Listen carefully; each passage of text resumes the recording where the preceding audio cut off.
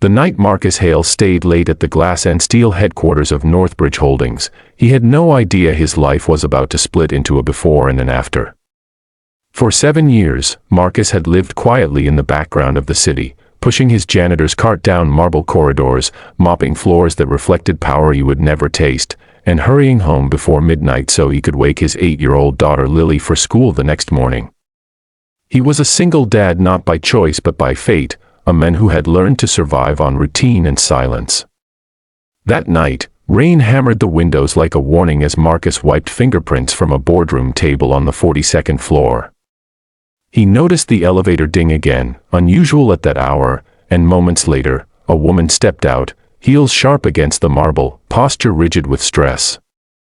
Marcus recognized her instantly, Evelyn Cross, the CEO.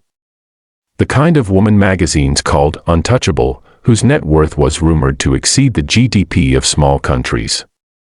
She barely glanced at him, already dialing her phone, voice low and urgent as she spoke about a last-minute document left in her office.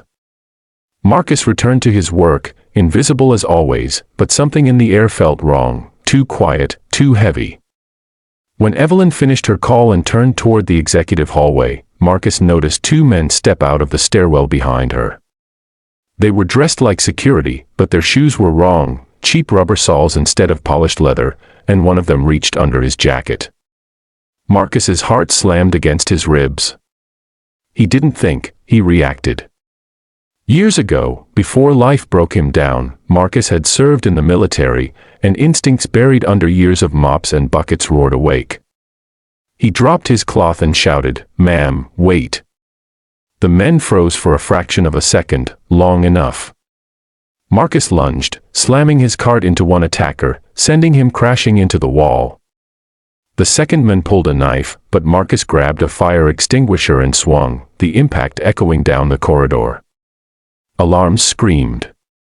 The attackers fled into the stairwell as security finally poured in.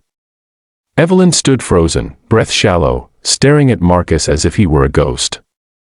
You saved my life," she said, her voice trembling despite all her power. Marcus just nodded, suddenly aware of the mop water soaking his shoes. He expected a handshake, maybe a quiet thank you.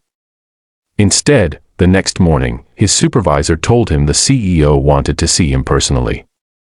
Marcus arrived in his cleanest uniform, palms sweating, already rehearsing how to say he didn't want trouble.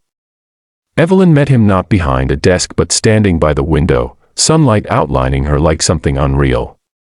She thanked him again, formally, then asked about his life, questions no one had ever asked him before. When he mentioned Lily, her expression softened. "You're a good father," she said, as if she knew. She offered him a reward, money that could have erased every bill he owned, but Marcus shook his head. "I just did what anyone should," he replied. Evelyn studied him longer than was comfortable, as if he were a puzzle she hadn't expected. Days passed, and Marcus thought the moment would fade like everything else. But one evening, as he walked Lily home from the bus stop, the low growl of an engine rolled down their quiet street. Neighbors peeked through curtains as a sleek silver Aston Martin stopped in front of Marcus's modest brick house. Evelyn stepped out, dressed not as a CEO but as a woman who looked tired of armor. Lily's eyes went wide. "Daddy, is she famous?" Marcus swallowed hard as Evelyn smiled. "I owed you a proper thank you," she said. She explained the ambush, how a hostile takeover had turned dangerous, how trust had become a luxury she could no longer afford. "I don't trust many people," she admitted, "but you didn't hesitate." She offered him a job, not as a janitor, but as head of personal security. Marcus hesitated, fear and hope colliding inside him. Could he really step into her world? Could he protect his daughter in a life filled with danger? Evelyn crouched to Lily's level and said gently, "Your dad is very brave."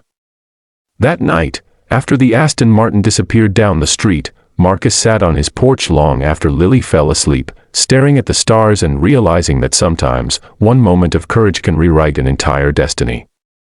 If this story moved you, inspired you, or made you believe that quiet heroes still exist, don't forget to subscribe to the channel, because more powerful, life-changing stories like this are coming, and you won't want to miss what happens next.